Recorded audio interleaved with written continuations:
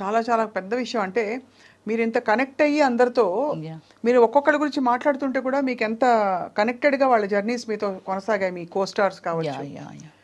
కానీ ఈ మొత్తం జీవితంలో మీరు యాక్చువల్లీ ఏం కోరుకున్నారు? అవన్నీ వచ్చేసాయి. Yes. What did you want? ఇప్పుడు ఇండస్ట్రీకి వచ్చినప్పుడు ఏమనుకుంటారు? పేరు రావాలి, అవును. నేను యాక్ట్ చేయాలి, 10 మంది నన్ను గుర్తుపట్టి మెచ్చుకోవాలి, ఇదే Yeah, కదా. yeah. నాకు బోల్డ్ డబ్బులు ఉండాలి, ఇంతే కదా ఉంటాయి. ఎస్. ఇంకేమన్నా ఉంటాయా? అంటే నేను అనేది ఫర్ ఎగ్జాంపుల్ అవార్డ్స్ గెలుచుకోవాలి అలాంటివి ఉంటాయా? అవి వచ్చాయి. అవి వచ్చాయి. వచ్చాయి. మదర్ తెరెసా అవార్డు వచ్చింది for social service, of course. అది అది కాకుండా మీరు maximum number of languages 9 languages. 9 language. So Telugu, Tamil, Malayalam, Kannada, Oriya, Bhojpuri, Hindi, Punjabi, Bengali. అబ్బా, ఎంత గొప్ప లైఫ్. అది కూడా ఇంత షార్ట్ స్పాన్ లో. Yes, exactly. అదే 7 నుంచి ఇప్పటి వరకే కదా ఏదైనా. అంతే అంతే. అంటే 26 years లో ఇప్పుడు యాక్ట్ చేస్తున్నారు. ఇప్పుడు అదే నేను పొలిటికల్లోకి వచ్చి చెప్పాను కదా, జగనన్నకి ఇష్టం లేదు సినిమాలంటే అని చెప్పి స్టాప్ చేయడం జరిగింది. బట్ ఇంట్రెస్ట్ ఇంకా చేయాలని ఇప్పుడు మళ్ళీ సెకండ్ ఇన్నింగ్ స్టార్ట్ చేస్తున్నాను నేను. మనకి ఇది నిర్మలమ్మ అమ్మగారు ఎవరైతే ఉన్నారో ఆమె మనకి ఎవరికైనా సరే ఆమెనే ఎగ్జాంపుల్గా తీసుకోవాలి ఎవరైనా. ఎందుకంటే ఆ ఏజ్ వరకు, చనిపోయే మూమెంట్ వరకు ఆమె చేస్తూనే ఉంది. బట్ కళాకారులకి ఇప్పుడు పొలిటికల్ ఆల్సో. సో అయితే కానీ మీరు ఈ క్రమంలో రమేష్ శ్రీ గారు, మీరు వాళ్ళ అందరు యాక్టర్స్ గురించి వినేవాళ్ళు కదా. యా. అంటే వాళ్ళ లైఫ్స్ ఇలాగా, వాళ్ళ లైఫ్ అప్పుడు ఏమనిపించేది? రాంగ్ డెసిషన్స్ తీసుకున్నారు. ఖచ్చితంగా అండి. నేను నా మీలాంటి మీడియా మిత్రులుగా ఉండా కూడా నేను చాలా మందికి, ఎందుకంటే ఇంటర్వ్యూస్ అని ఇండియా గ్రిల్స్ అనేది ఒకటి ఉండేది, ఇప్పుడు ఉందో లేదో నాకు ఐడియా లేదు. ఇండియా గ్రిల్స్ ఎప్పటి నుంచో మొదలు పెట్టేశాను. నాకు అంటే క్యూ కట్టేవాళ్ళు ఇంటర్వ్యూస్కి. ఆ హీరోయిన్లు కూడా వచ్చేవి కాదు ఇంటర్వ్యూస్, అవిని అన్ని ఇంటర్వ్యూ చేసేసేదాన్ని నేను. మీరు ఏం చెప్తారు కొత్తగా వచ్చిన ఆర్టిస్టులకి అంటే, సో కొత్తగా వచ్చిన ఆర్టిస్టులకి ఎవరికైనా సరే ఇప్పుడు వాళ్ళకి ఏం గోల్ ఉంది, ఇప్పుడు ఎంతమంది లైఫ్ని సీరియల్స్లో చేసి ఏదో 1-2 సీరియల్స్ చేసి తర్వాత వాళ్ళ లైఫ్ ఏమైపోతుంది, వాళ్ళు ఏమైపోతున్నారు ఏమిటి, చాలా ఫాస్ట్ థింకింగ్. వచ్చామా, ఒక కారు కొన్నామా, ఒక అపార్ట్మెంట్, దట్స్ ఇట్. దీని తర్వాత ఏమిటి నెక్స్ట్, వాళ్ళు ఎందులోకో వెళ్ళిపోయి వాళ్ళ కెరియర్ స్మాల్ చేసుకొని, అంటే లాంగ్ టైం ట్రావెలింగ్ ఉండడం వల్ల ఎక్స్టెండ్ అవుతాం, అంతే కదా. అవును, అంతే కదా. సో అది కోల్పోతున్నారు చాలామంది. లవ్ చేయడం తప్పని కదా. ఒకటి నేను అప్పుడే చెప్పుంటాను నేను, రమ్య గారు మీ వెంట ఎంతమంది పడి ఉంటారు, ఎవరు అక్కర్లేదండి. ఆశా సుబ్బలక్ష్మి గారు అని వెరీ ఫేమస్ గ్యాస్ట్రాలజీ.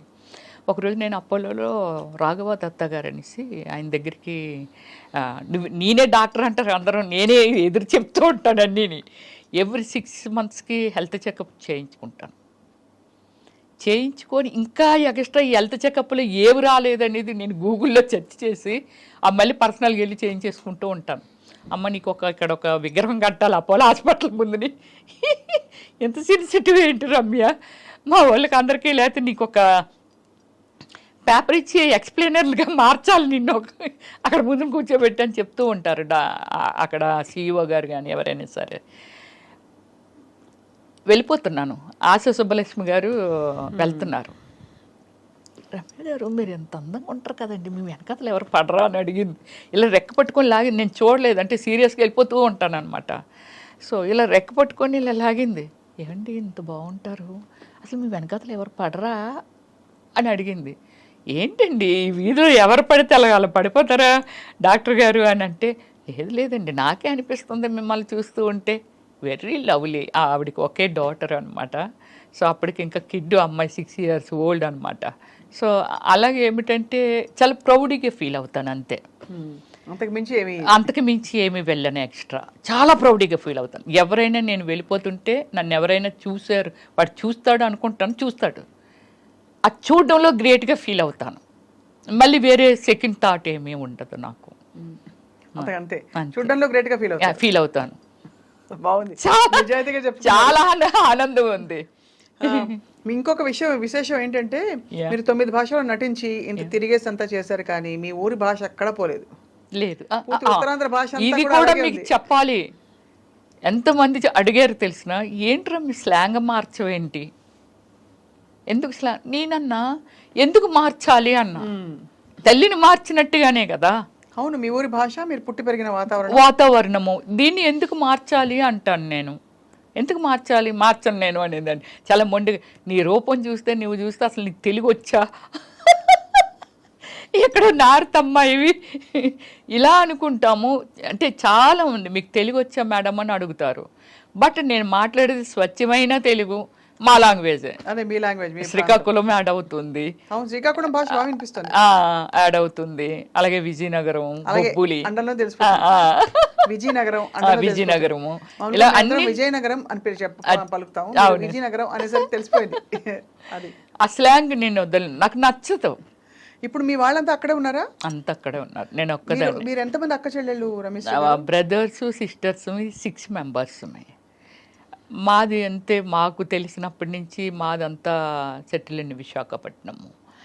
సో నా బ్యాక్గ్రౌండ్ అంటే నేను పెరిగిందంతా చెప్పాను కదా, అమ్మమ్మ వాళ్ళ ఊర్లో పెరిగాను. సో అందువల్ల ఏమిటంటే నేను 10th class అయిపోయిన తర్వాత సిటీకి వచ్చాను నేను. సో అది అయిపోయిన తర్వాత కొన్నాళ్ళు అంటే ఇంటర్మీడియట్ డిస్కంటిన్యూ చేశాను, చాలా ప్లేస్లో చెప్పాను కూడా, ఇటు వచ్చాను. మీ డాక్టరేటే వచ్చేసింది కదా? వచ్చింది. అదే కాబట్టి అన్నిటిని మించిపోయిన ఆ చదువు అది అందుకేనండి వెరీ ప్రౌడ్గా ఫీల్ అవుతాను. ఇంకేముంది సాధించటానికి ఈ లైఫ్లో అనేది, ఒక పొలిటికల్లే నేను ఎమ్మెల్యే అనిపించుకోవాలి అనేది ఒకటి నాకు టార్గెట్ ఉంది. ఎమ్మెల్యే అనిపించుకోవాలి. నేను ఇచ్చిన సర్వీసు అంటే మనం ఒకటి చెప్తామండి, విగ్రహాలుగా ఒక ఎన్టీఆర్ గారు, రాజశేఖర్ రెడ్డి గారు, లేకపోతే ఎంతోమంది అల్లూరి సీతారామరాజు గారా, లేకపోతే గాంధీ తాత గారా, లేకపోతే ఇలా ఉన్నారు. నా రేంజ్కి ఏది ఇచ్చినా ఆ రేంజ్లో నేను నిలబడాలనేది నాకు ఒకటి ఉంది. అది మీకు ఏది ఇచ్చినా మీరు దానిలో బెస్ట్ చేయాలని, ది బెస్ట్ చేయాలనేదే నా కోరిక అనమాట. అది. సో రమేష్ గారు, మన డీప్ విషయాలు మాట్లాడాం. ఎన్ని డ్రెస్సులు, ఎన్ని చీరలు ఉంటాయండి మీకు? నాకు సారీస్ అంటే ఒక 1000 above ఉంటాయి. అంటే చాలాన్ని కట్టకుండానే చాలా మందికి సూట్ కేసులతో ఇచ్చేస్తూ ఉంటాను. ఎందుకలా? నాకు ఇంకా కట్టే అవసరం రాదు, చాలా కాలం అయిపోతుంది. మా పెద్దొదిన గారు ఎవ్రీ ఇయర్ చీర పెడతారు. అది ఆ చీరలు నేను ఎప్పుడైనా టచ్ చేసానో లేదో కూడా నాకు తెలియదు. అలాగే నేను కూడా కొనేస్తాను పిచ్చిగా.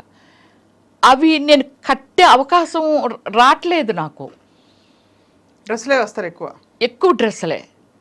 కానీ కట్టే అవకాశం వచ్చినా ఎలాంటివి కడతాం మనము, ఏదైనా డిజైనింగ్ వేరు కడతాము, అదే ఎక్కడికి వెళ్ళినప్పుడు కడతాము, ఏదో పార్టీ వేరు వెళ్ళినప్పుడు కలుస్తాం, ఏదో ఒక ఫంక్షన్ ఉంది లేకపోతే ఒక ఆడియో ఫంక్షన్, అక్కడ కట్టింది మళ్ళీ ఇంకోసారి కట్టము. ఇవన్నీ ఏం చేస్తాను, ఎవరైనా గిఫ్ట్లు ఇచ్చినవి ఉంటాయి, దేనికైనా పిలిచినప్పుడు కానీ ఇవన్నీ గిఫ్ట్లు ఇచ్చినప్పుడు ఏం చేస్తానంటే అవి తీసుకుంటాను. పోచిన పెళ్ళి వెళ్ళాం, అక్కడ ఏవో చీరలు ఇస్తారు, ఒక 3-4 చాలా బాగుంటాయండి కలర్ అనేసి. ఎవరైనా వాళ్ళ ఇంటికి పిలిస్తే వెళ్ళామనుకోండి, వాళ్ళు చీర పెడతారు. ఇవన్నీ ఏం చేస్తానంటే ఒక 3 ఏళ్ళలో ఎన్నేళ్ళు చూసుకుంటూ ఉంటాను, ఇవి పెరిగిపోతూ ఉంటాయి. సో దానికోసమని ఏం చేస్తానంటే ఎవరికైనా సూట్ కేసులకి ఎత్తి మా సిస్టర్స్ ఇంకా పక్కోలో లేకపోతే వాళ్ళు వీళ్ళు ఈ మేనకమ్మకి 4 చీరలు ఇచ్చి, లేకపోతే వీడికి మా సిస్టర్ వాళ్ళ ఇంట్లో పనిచేసిన వాళ్ళకి ఇలా పంచుతూ ఉంటాను. ఒక 4 వేసి 5 వేసి చీరలు. రెగ్యులర్ షాపింగ్ చేస్తారా? రెగ్యులర్ షాపింగ్ హెల్దీగా భోంచేస్తారా? అర్లీ అంటే అది నాదంతా పెద్ద సిస్టమ్ అండి. ఒక 2 hours సెటిల్ ఆడతాను. వన్ డే అంటే ఈరోజు సెటిల్ ఆడాను అనుకోండి, రేపు సెటిల్ ఆడను. స్విమ్ చేస్తాను, జిమ్కి వెళ్తాను. జిమ్కి వెళ్ళి మీకు ఒక పెద్ద ఇది చెప్పాలి, జిమ్కి వెళ్తాను కదా, చిరంజీవి గారు, రామచరణ్ గారు, ఉపాసన అందరూ దానికి, విష్ణు అందరూ ఆ జిమ్కి ఉపాసన పెట్టింది మా ఇంటి దగ్గరే.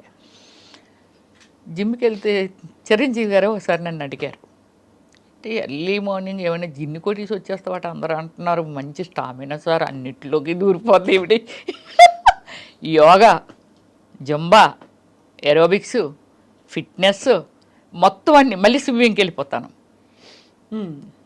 షవర్ తీసుకొని 11-11:30కి ఎప్పుడో ఇంటికి వెళ్తాను కూల్గా.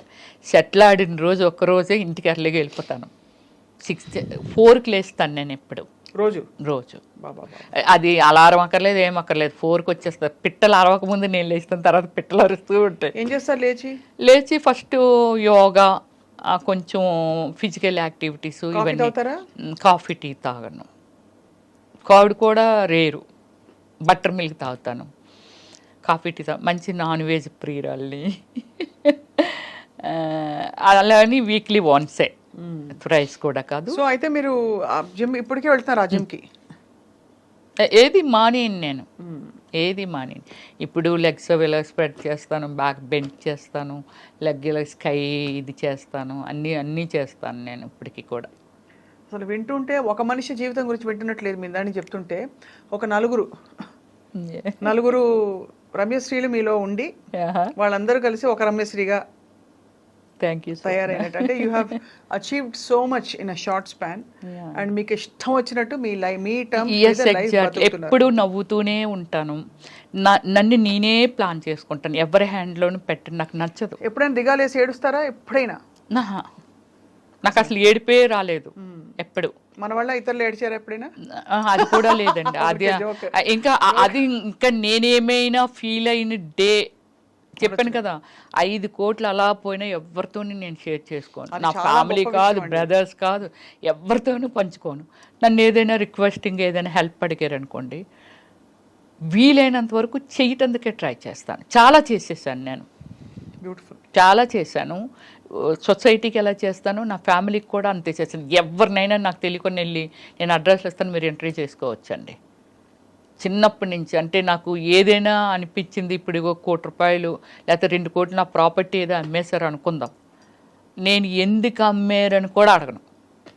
దాన్ని అయిపోయింది, అది రిపీట్ చేయను మళ్ళీ. బాబోయ్, మీలా ఉండడం చాలా కష్టం. ఇవ్వరా, అమ్మేసావు కదా ఇవ్వరా అని కూడా, గాడ్ ప్రామిస్లీ నేను ఎప్పుడు ఎవరిని అడగలేదు. అమేజింగ్, చాలా చాలా అమేజింగ్ క్వాలిటీస్. చాలా అమేజింగ్గా మీ లైఫ్ని మీరు ప్లాన్ చేసుకున్నారు రమ్యశ్రీ గారు. ఫస్ట్ మీరు అసలు సాహస వనిత. మా ఇంటికి వస్తే మీకు తెలుస్తుందండి, it's like 7 star above my బెడ్రూమే కాదు, హాలే కాదు, డైనింగ్. కూర్చున్నాను అంటే అంత పీస్ఫుల్గా ఉండాలి. బెడ్రూమ్లోకి వెళ్తే ఒక స్వర్గలోకంలోకి వెళ్ళట్టు. అయితే మీరు ఎప్పుడు కాదనను అన్నారు కాబట్టి, ఎప్పుడైనా మీరు అనుమతిస్తే వచ్చి మీ ఇల్లు చూస్తాం. అయ్యో షూర్, డెఫినెట్లీ. అది ఇంకొక ఇల్లు విల్లా కట్టుకుంటున్నాను, కన్స్ట్రక్షన్ అవుతుంది. 5 monthsలో చేంజ్ అయిపోతాను.